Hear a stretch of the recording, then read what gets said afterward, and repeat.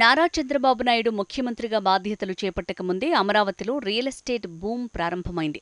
అమరావతి ఆంధ్రప్రదేశ్ రాజధాని అని చంద్రబాబు ప్రకటించడంతో ఈ ప్రాంతంలో రియల్ ఎస్టేట్ వ్యాపారం మళ్లీ ఊపందుకుంది. మన రాజధాని అమరావతి, అమరావతి రాజధాని విశాఖపట్నం ఆర్థిక రాజధానిగా, ఒక ప్రత్యేకమైన సిటీగా, ఆధునికమైన నగరంగా తయారు చేసుకుందాం. దాన్ని ఎప్పుడు కూడా నేను కంబైన్డ్ ఆంధ్రప్రదేశ్ కూడా గుర్తుపెట్టుకున్నాను. విశాఖపట్నం అటు జనసేనకు, తెలుగుదేశానికి, బీజేపీకి ముగ్గురు కూడా చాలా ముఖ్యమైన నగరం ఇది. ఈ ప్రభావం తెలంగాణలోని హైదరాబాద్ పై ఉంటుందని రియల్ ఎస్టేట్ మార్కెట్ నిపుణులు అంచనా వేస్తున్నారు. చంద్రబాబు నాయుడు విభజిత ఆంధ్రప్రదేశ్ రాష్ట్రానికి రెండోసారి ముఖ్యమంత్రిగా బాధ్యతలు చేపట్టారు. నారా చంద్రబాబు నాయుడు అనే నేను ఈసారి టీడీపీ కూటమికి ఆంధ్రప్రదేశ్ ప్రజలు ఏకపక్ష తీర్పును ఇచ్చారు.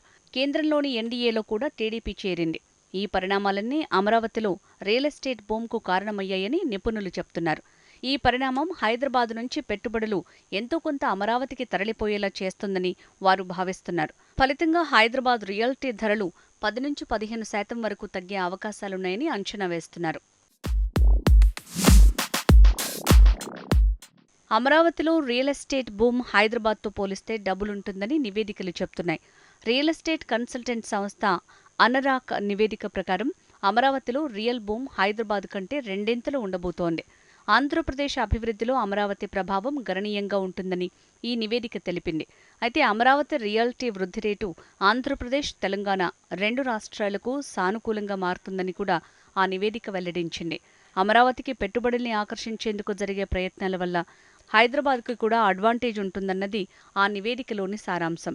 అమరావతిలో మౌలిక వసతులపై ప్రభుత్వం భారీగా పెట్టుబడులు పెడుతుందనే అంచనాలున్నాయి. ఇది మొత్తంగా కన్స్ట్రక్షన్ ఇండస్ట్రీ పురోగతికి తోడ్పడుతుంది. హైదరాబాద్లో రియల్టీ కార్యకలాపాలు సాగిస్తున్న భారీ సంస్థలు ఇప్పుడు అమరావతి వైపు పెట్టుబడుల్ని తరలించడం వల్ల ఇక్కడ తాత్కాలికంగా ధరలు కొంతమేర తగ్గే అవకాశం ఉందని నిపుణులు చెప్తున్నారు. అమరావతిలో ఈ ఏడాది జనవరి నుంచి రియల్ ఎస్టేట్ ధరలు పెరుగుతూ వచ్చాయి. అసెంబ్లీ ఎన్నికల తర్వాత కొన్ని ప్రాంతాల్లో రియల్ ఎస్టేట్ ధరలు రెట్టింపయ్యాయని ఓ రియల్టర్ చెప్పారు. 2014-19 మధ్యకాలంలో అమరావతిలో ఎకరం భూమి 20 లక్షల నుంచి 2.5 కోట్లకు చేరిందని ఆయన గుర్తు చేశారు. 2019లో జగన్ సీఎంగా ఎన్నికైన తర్వాత కొన్ని చోట్ల ధరలు 60% పడిపోయాయని రియల్ వ్యాపారులు చెప్తున్నారు. ఇప్పుడు మళ్లీ రేట్లకు రెక్కలొస్తాయని, 2019కి ముందున్న స్థాయికి రావటమే కాకుండా మరింత పెరుగుతాయని వారంటున్నారు. ఈ ప్రాంతంలో ఇటీవల భూముల రిజిస్ట్రేషన్లు కూడా పెరిగాయి. చంద్రబాబు సీఎంగా బాధ్యతలు చేపట్టిన తర్వాత అమరావతిలో రాజధాని కోసం చేపట్టిన భవనాలు ఏ దశలో ఉన్నాయో పరిశీలించాలని అధికారుల్ని ఆదేశించారు. ఆగిపోయిన నిర్మాణాలు మళ్లీ మొదలయ్యే సూచనలు కనిపిస్తుండటం రియల్టర్లకు ఉత్సాహాన్నిస్తోంది. తెలంగాణ అసెంబ్లీ ఎన్నికల అనంతరం హైదరాబాద్లో రియల్ ఎస్టేట్ వ్యాపారం కొంత మందకొడిగా ఉందని రియల్ ఎస్టేట్ వ్యాపారులు అంటున్నారు. అయితే క్రమంగా హైదరాబాద్లో రియల్ రంగం ఊపందుకుంటోందని వారంటున్నారు. అమరావతిలో రియల్ ఎస్టేట్ జోరు పెరిగితే దానివల్ల హైదరాబాద్కి వచ్చే నష్టమేం ఉండదని ఓ రియల్ ఎస్టేట్ వ్యాపారి అభిప్రాయపడ్డారు.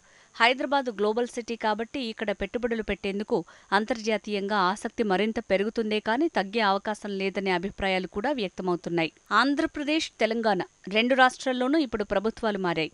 కేసీఆర్ హయాంలో, ముఖ్యంగా 2018లో ఆయన రెండోసారి అధికారంలోకి వచ్చాక హైదరాబాద్ రియల్టీ ఆకాశమే హద్దు అన్నట్టుగా మారింది. ఆ సమయంలో ఏపీలో అమరావతి రాజధాని అంశాన్ని జగన్ పక్కనబెట్టడం, 3 రాజధానుల ప్రతిపాదన ముందుకు తేవటం హైదరాబాద్కు అనుకూలంగా మారిందన్నది కాదనలేని వాస్తవం. అమరావతికి రూపకల్పన చేసిన చంద్రబాబు మళ్లీ అధికారంలోకి రావడంతో ఆ ప్రాంతానికి రాజధాని కళ వస్తోంది. అమరావతి ఇన్ఫ్రాస్ట్రక్చర్ కోసం ఏపీ ప్రభుత్వం తీసుకునే నిర్ణయాల ప్రభావం హైదరాబాద్ రియల్టీని కొంత కరెక్షన్కు గురిచేసిన లాంగ్ రన్లో ఎలాంటి ఎఫెక్ట్ ఉండదని నిపుణులు చెప్తున్నారు.